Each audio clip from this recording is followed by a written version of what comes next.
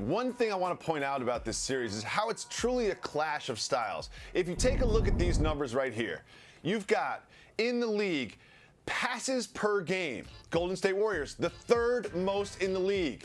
Houston Rockets, the least in the league.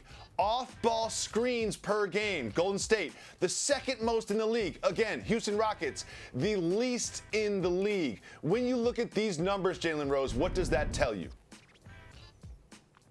What that tells me is that a couple of things.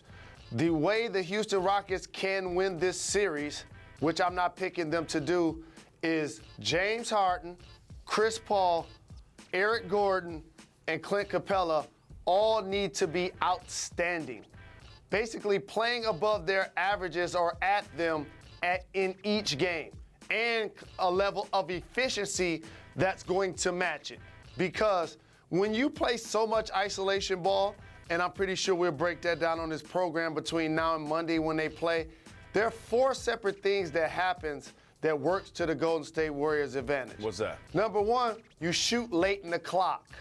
When you watch Chris Paul shooting a lot of those shots in the last game, you're shooting late in the clock. That's a good point. That's not always a remedy for success versus the death lineup. The other thing is you don't get offensive rebounds because everybody's standing around watching, which also lends to the fact you don't get second chance points, which are one of the things that you should try to take advantage of with the death lineup, considering KD's slight of build for a basketball player playing 4 and 5, and Draymond Green is 6'7". And the last thing, when you do a lot of isolation ball, you allow the Golden State Warriors to play boxes and elbows on defense, which means they get a chance to help and recover to the shooter and makes that a lower percentage shot if somebody kicks it out. So that's not a thing that beats them normally, but if the Houston Rockets are going to be able to, they have to be outstanding, those four guys in particular. That's a good point. Now, we all know sort of like 4 of the 5 starters for the Rockets, but that 4 spot, they've thrown in a little PJ Tucker and Bob Moute. We haven't seen Ryan Anderson. I don't know what happened to him. He's healthy, but he doesn't play anymore. Who do you think will be kind of that 5th person in the rotation for the Rockets? I think you're going to see a lot more of Ryan Anderson. Here's why. You want to see less of have him. Bob Moute and Tucker on the floor because they are defenders and they can play multiple positions.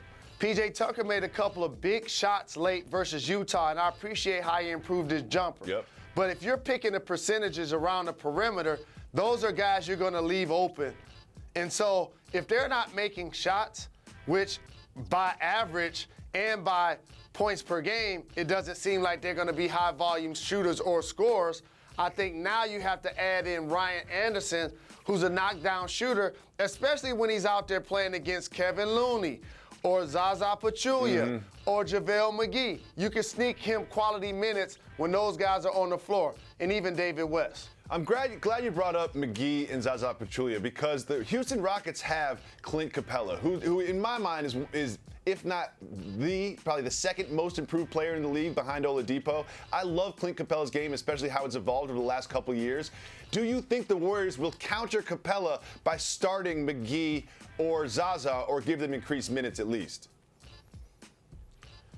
I think what they might ultimately do is start JaVale McGee initially. Yes. Because you just need his level of athleticism and shot blocking and ability to change ends of the floor.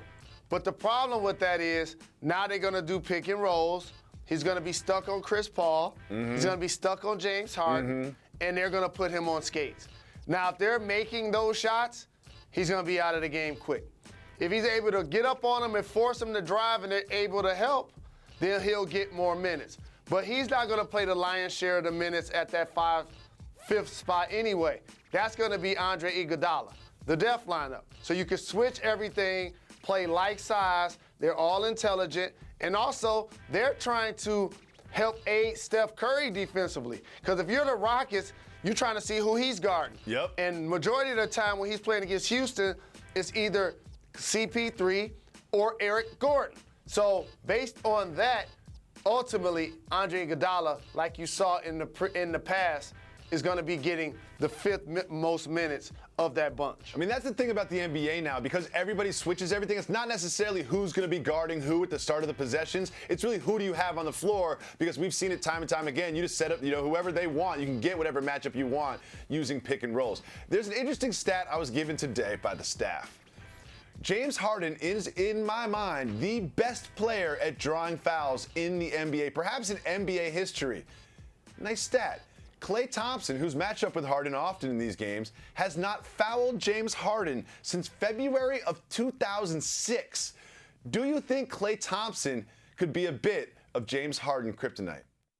That's an amazing and interesting stat, but especially since he's going to be the primary defender a lot of times. He does a really good job of using his size, using his length, and playing without fouling. Possibly that could be some kryptonite for James Harden.